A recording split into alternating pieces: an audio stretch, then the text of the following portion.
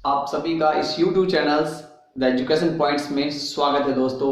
आज हम लोग यहाँ linear equation of two variables के बारे में चर्चा करेंगे दोस्तों। राइट, आज का टॉपिक्स बहुत ज़्यादा इंपॉर्टेंट है क्योंकि इसमें बेसिक कंसेप्ट पढ़ाया जाएगा। हाँ दोस्तों, स्टार्ट करने से पहले अगर आप नए यूजर्स हैं तो सब्सक्राइब कर दे और बेल आइकन प्रेस कर दे ताकि आपको वीडियोज़ के अपडेट्स मिलते रहें। और ये वीडियो लास्ट तक देखते रहिएगा और देख कर बताइएगा कॉमेंट सेक्शन में कि ये वीडियो आपको कैसा लगा दोस्तों। राइट, तो देखिएगा यहाँ सबसे पहले जो हमारा है linear equation of two variables. Right है ना दोस्तों। तो इससे पहले हम लोग क्लास 9th में पढ़े हुए linear equation of two variables के बारे में कि उसका जो ओरिजिनल फॉर्म होता है, जो उसको लिखते हैं हम लोग मैथमेटिकल रिप्रेजेंटेशन जो करते हैं तो वो ऐसे करते हैं ax plus B Y plus C. Right, ध्यान दीजिएगा, अगर इक्वल टू 0 हो गया तो इक्वेशन हो गया, पहले बताए थे। इक्वल टू 0 नहीं है तो क्या पॉलिनोमियल्स है, यहाँ इक्वल टू 0। अब यहाँ दोस्तों ये linear equation of two variables कैसे हो गया। लीनियर का मतलब होता है पावर 1 लिखना है, यहाँ भी पावर 1 है, यहाँ भी पावर 1 है, तो यानी ये लीनियर हो गया है ना। इक्वेशन इक्वल टू 0 है वो तो पता चल गया। टू वेरिएबल्स यहाँ पर देखना, अच्छा x एक वेरिएबल और y भी एक वेरिएबल है, यानी टू वेरिएबल्स है इसमें, है ना दोस्तों। राइट, इसीलिए इसको कहते हैं linear equation of two variables. ये होते हैं जनरली जो क्लास 9th में हम लोगों ने इसके बारे में चर्चा किया था। अब यहाँ पर क्या होता है, इसी को एक्सपेंड करते हैं, है ना, यानी इसके जो टाइप्स होते हैं, जैसे और कुछ ना केमिकल रिएक्शन में सब में बहुत सारी चीज में टाइप्स होते हैं, साइंस में पढ़ते हैं टाइप्स के बारे में, इसके भी टाइप्स होते हैं। ये क्या होता है, दो पार्ट में बढ़ जाता है। कितने पार्ट में बढ़ जाता है, दो पार्ट में बढ़ जाता है। राइट है ना दोस्तों, ध्यान दीजिएगा। एक होता है a1x plus b1y plus c1 equal to 0 और दूसरा होता है a2x plus b2y plus c2 equal to 0, है ना दोस्तों। इसमें हमेशा हम लोग क्या करते हैं, x और y का वैल्यू निकालते हैं। इस इक्वेशंस में x और y का वैल्यू निकालते हैं। बहुत सारे प्रोसेस है, एक ग्राफिकल मेथड है ना दोस्तों, एक सब्स्टिट्यूशन मेथड है, एक एलिमिनेशन मेथड है ना, एक क्रॉस सेक्शन मेथड है, तो बहुत cross multiplication method, cross section multiplication होता है, तो बहुत सारे मेथड है इसमें दोस्तों, है ना। उससे हम लोग x y को फाइंड कर सकते हैं। तो हम लोग स्टेप बाय स्टेप पढ़ेंगे। राइट, तो पहले तो हमारा जो है इसकी ग्राफिकल सेक्शन से मतलब ग्राफी मेथड से हम लोग ग्राफ मेथड से कैसे निकाल सकते हैं। तो पहले तो हम लोग इस निकालना क्या, x और y, है ना दोस्तों। इसमें जो a1 b1 और c1 लिखा हुआ है, a2 b2 c2, इसमें भी कोई रिलेशन तो होगा, ऐसे ही तो फालतू में नहीं दे दिया होगा। हम लोग जानते हैं मैथ्स या कोई भी चीज साइंस वाइंस फालतू में कुछ देता नहीं है, तो इसलिए इसमें भी कुछ दिया होगा, तो हम लोग को यही खोजना है इसके बीच में रिलेशन, और रिलेशन से क्या हो सकता है।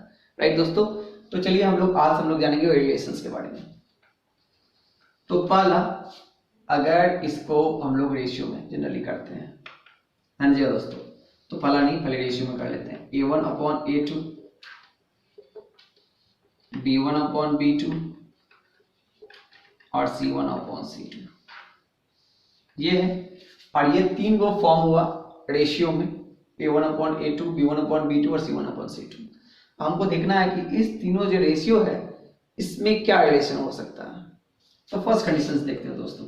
फर्स्ट कंडीशंस में अगर a1 upon a2 is not equal to b1 upon b2, यानी ये हो गया, ये दरभंगा से चली बस, ये मुजफ्फरपुर हो गया, ये पटना, दरभंगा से चली बस मुजफ्फरपुर होते हुए पटना जाएगी।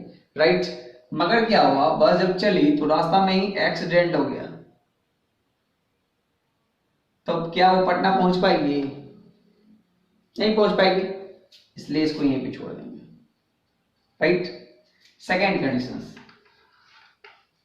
a1 upon a2 equal to b1 upon b2 is not equal to c1 upon c2, है दोस्तों। दरभंगा से चली, मुजफ्फरपुर पहुंची, और मुजफ्फरपुर से जब पटना जा रही थी तो बीच में एक्सीडेंट हो गया, तो वहां पहुंचेगी क्या, नहीं। चलिए एक थर्ड कंडीशन देख लेते हैं। a1 upon a2 equal to b1 upon b2 equal to c1 upon c2। ये एक ऐसा कंडीशन है जिसमें दरभंगा से निकल के मुजफ्फरपुर होते हुए पटना पहुंच जाती लोग।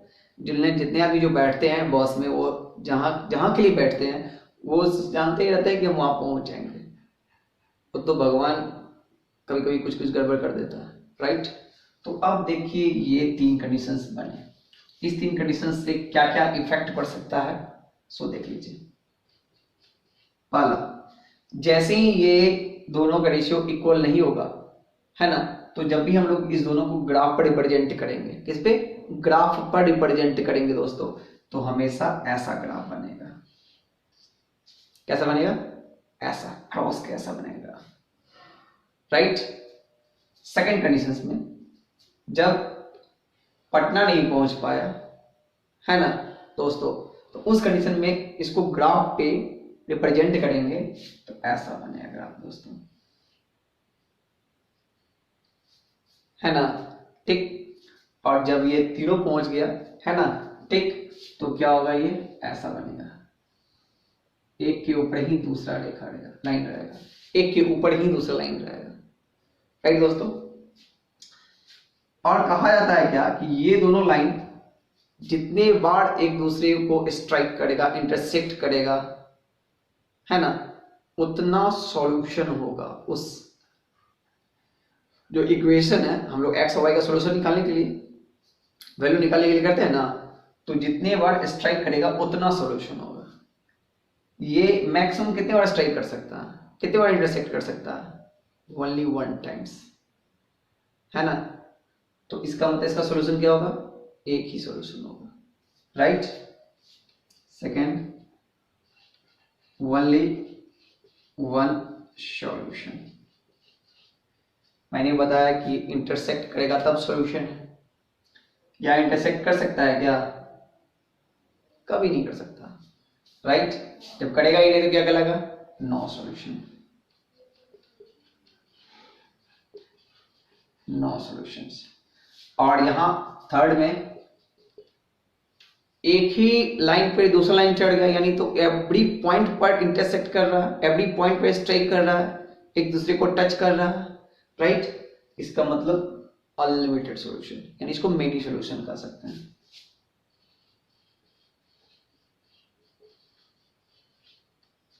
है ना दोस्तों। अब थर्ड वन, अच्छा इसका ये फर्स्ट ये था, सेकंड, अब दोस्तों थर्ड, ये जो ग्राफ बना, इस ग्राफ को क्या कहते हैं, ये जो लाइन एक दूसरे को काट दिया, उसको क्या कहते हैं, इंटरसेक्टिंग लाइन कहते हैं दोस्तों। इंटरसेक्ट किया ना, तो इंटरसेक्टिंग लाइन कहते हैं। ये दोनों तो देखने से लग रहा है दूसरे के पैरेलल, इंटरसेक्ट कभी नहीं करेगा, इसका मतलब पैरेलल है, तो पैरेलल लाइन हो गया।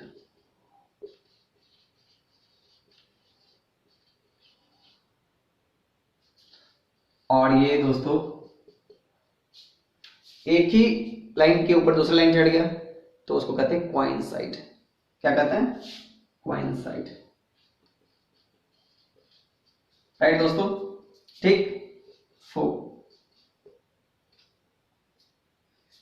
जिसका सॉल्यूशन होता उसको कहते हैं कंसिस्टेंट, जिसका सॉल्यूशन होता उसको क्या कहते हैं, कंसिस्टेंट, जिसका सॉल्यूशन नहीं होता उसको कहते हैं नॉन कंसिस्टेंट।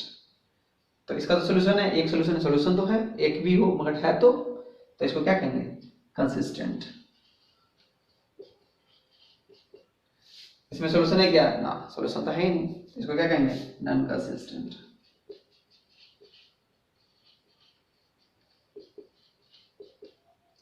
इसमें सॉल्यूशन, इसमें तो अनलिमिटेड सॉल्यूशन है, इसको क्या कहेंगे, कंसिस्टेंट।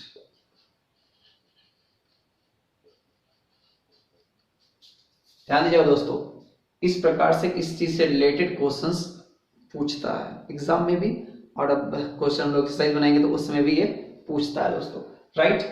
जब a1/a2 is not equal to b1/b2, तो ये 4 कंडीशंस बनेंगे। ऐसा ग्राफ बनेगा जिसका एक सॉल्यूशन होगा, जिसको हम लोग इंटरसेक्टिंग कहेंगे, और एक कंसिस्टेंट होगा। ऐसा कंडीशन आएगा तो ऐसा ग्राफ बनेगा जिसका कोई सॉल्यूशन नहीं होगा, जिसको पैरेलल लाइन कहेंगे, और वो नॉन कंसिस्टेंट होगा। ऐसा कंडीशन आएगा तो ऐसा ग्राफ बनेगा, इसमें मेनी सॉल्यूशन होंगे, जिसको कोइंसाइड कहा जाएगा, और कंसिस्टेंट होगा, ठीक दोस्तों। तो ये जो है ये बहुत ही इंपॉर्टेंट है दोस्तों, इसको कॉपी में उतार ही लेना है, बहुत ज्यादा बार बार ये पूछा जाएगा दोस्तों, है ना। तो हम लोग क्या करेंगे, अपने मन से आज एक को लेकर एग्जाम्पल अपने मन से ले लेंगे और ग्राफ पर शो करेंगे। ठीक दोस्तों, ध्यान दीजिएगा, एक को ले लेंगे, उसको ग्राफ पर शो करेंगे, बाकी दोनों आपका काम है खुद करना। राइट दोस्तों, है ना। तो एक क्वेश्चन दिया दोस्तों, 2x + 3y = 7 और 4x - y = 7, इसको ग्राफिकल मेथड से इस x और y का सॉल्यूशन निकालना दोस्तों। राइट, तो सबसे पहले हम लोग देख लेते हैं कंडीशंस, उसके बाद हम लोग क्या करेंगे, इसको बनाएंगे ग्राफिकल मेथड से। तो सबसे पहले हम लोग को लिखना पड़ेगा इसको ऐसे, 2x + 3y, इसको इधर ले आएंगे तो -7 = 0 और 4x - y - 7 = 0, है ना दोस्तों। तो अब यहाँ पर a1 क्या हो जाएगा, a1 जो ये होगा x के साथ वो a1 था, देखे थे ना दोस्तों। a1 = 2, b1 = क्या हो जाएगा, इसके आगे क्या लिखा हुआ 3 और c1 क्या हो जाएगा -7 दोस्तों। फिर अब इसके लिए a2 क्या हो जाएगा 4, b2 क्या हो जाएगा -1, कुछ नहीं है तो 1 है ना, यहाँ पर माइनस साइन लगा तो माइनस होगा, और C2 = क्या हो जाएगा -7, है ना दोस्तों। तो अब हम लोग निकालेंगे a1/a2 = क्या हो गया 2/4, रिजल्ट आया 1/2, b1/b2 3/-1। देखने ही से लग रहा है कि 1/2 और -1/3 ये तो इक्वल नहीं हो सकता, नहीं हो सकता, तो तीसरा तो मतलब ही नहीं निकला। जब ये दोनों इक्वल होगा तब ना थर्ड वन निकालेंगे। राइट, यानी a1/a2 is not equal to b1/b2। Right, जैसे ही ये आया तो क्या हो जाएगा, ध्यान दीजिएगा, जैसे ही ये दोनों आया तो क्या होगा, ओनली वन सॉल्यूशन, यानी कंफर्म इसका सॉल्यूशन निकलेगा, और वो भी एक ही सॉल्यूशन निकलेगा, x का भी एक ही वैल्यू होगा, y का भी एक ही वैल्यू, उसके अलावा कोई दूसरा वैल्यू नहीं हो सकता। राइट, सेकंड का ये इसका ग्राफ कैसा बनेगा, ऐसा बनेगा, जब हम इसको ग्राफ पे रिप्रेजेंट करेंगे तो ऐसा ही क्रॉस बनेगा। ठीक, थर्ड है ना दोस्तों, इंटरसेक्टिंग रहेगा,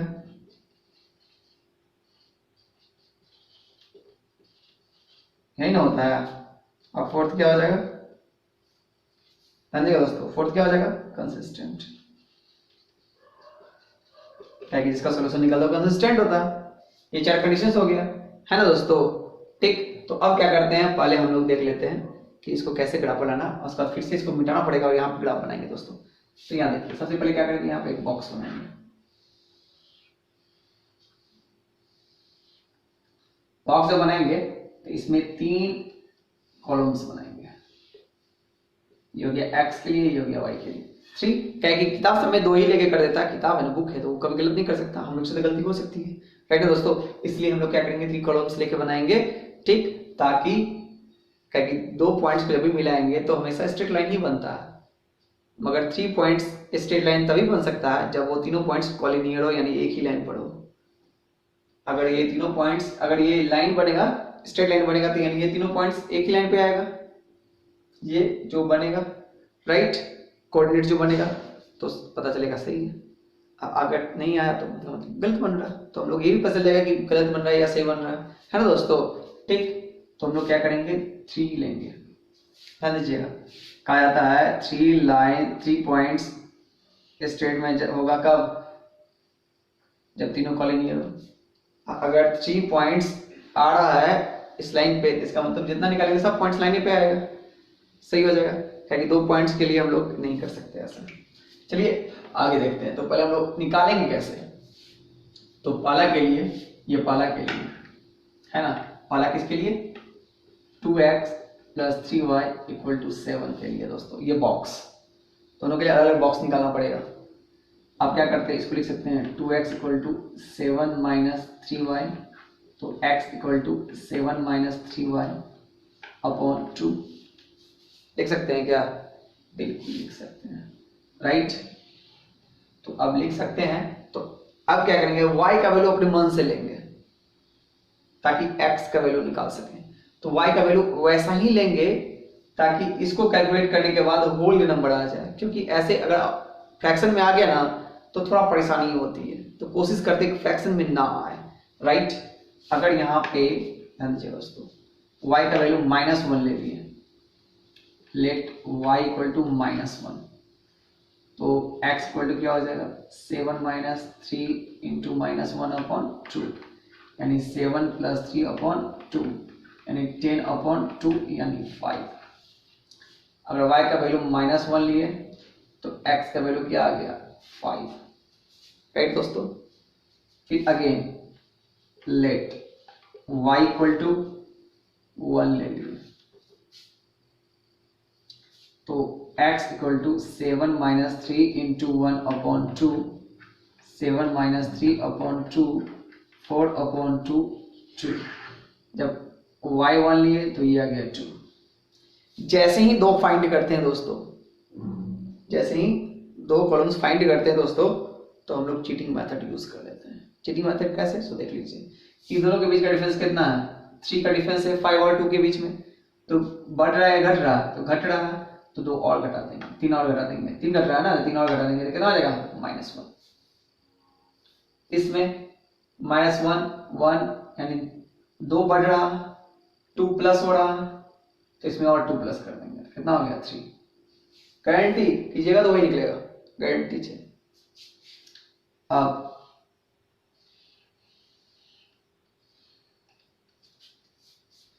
सेकेंड वाले के लिए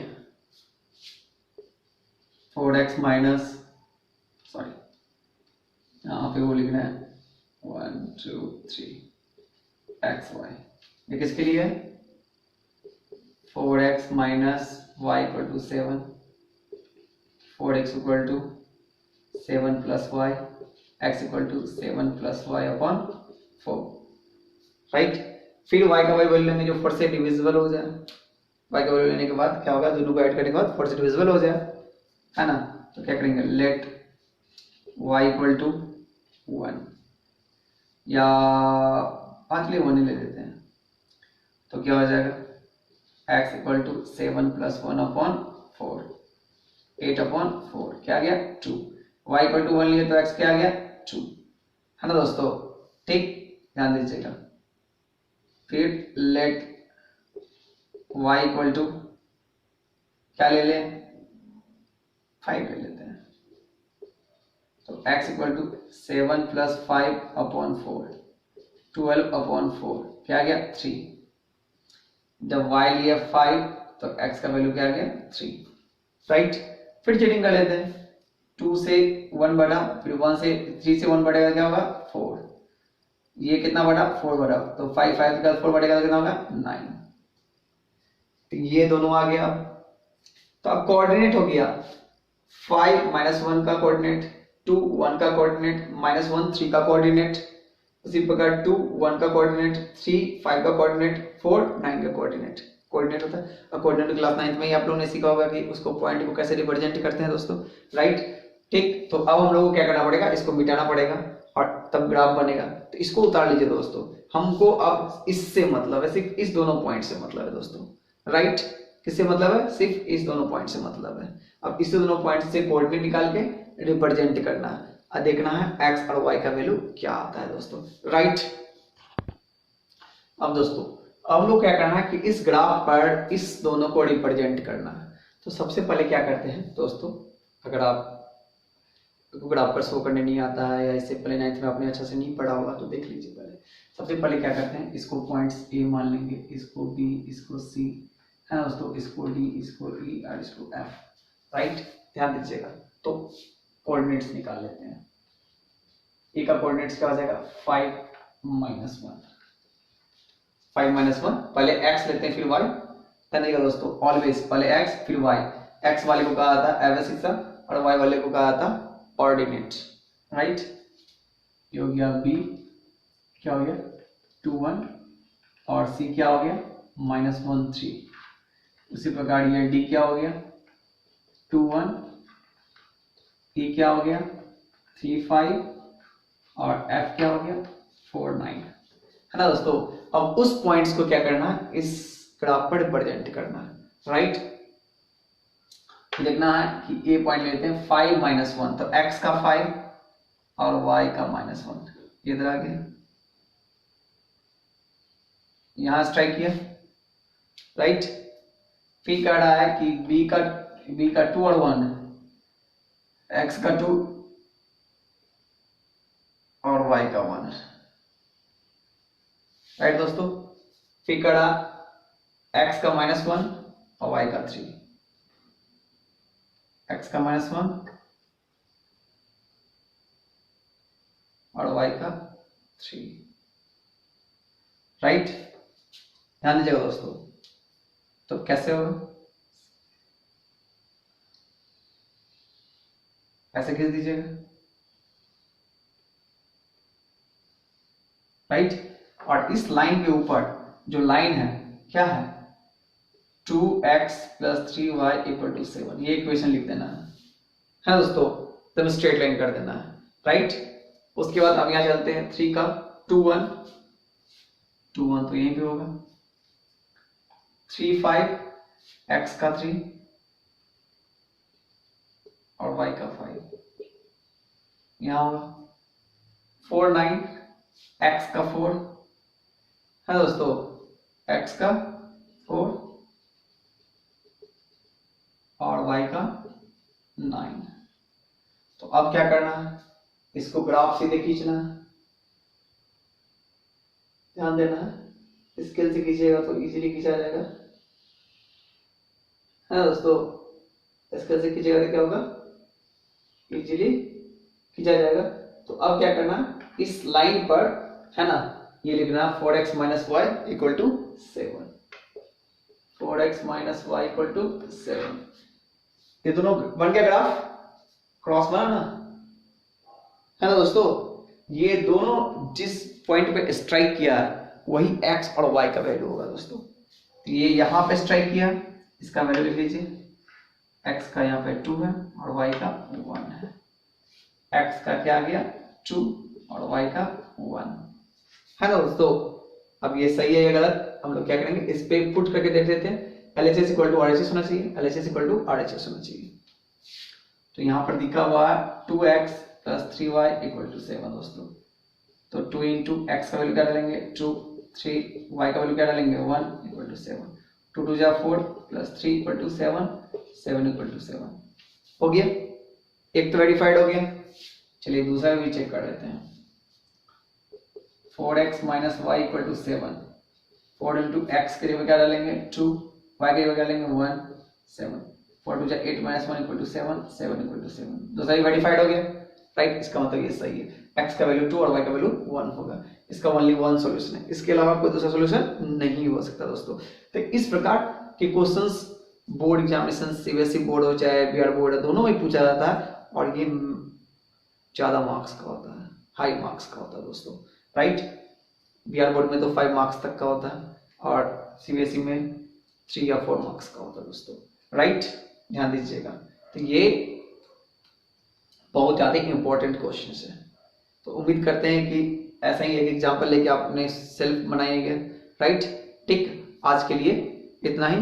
कल हम लोग फिर आगे इस बेसिक कंसेप्ट को बढ़ाएंगे, उसके बाद आगे क्या जानेंगे, क्या क्या प्रोसेस होते हैं। ठीक, जय हिंद, जय भारत।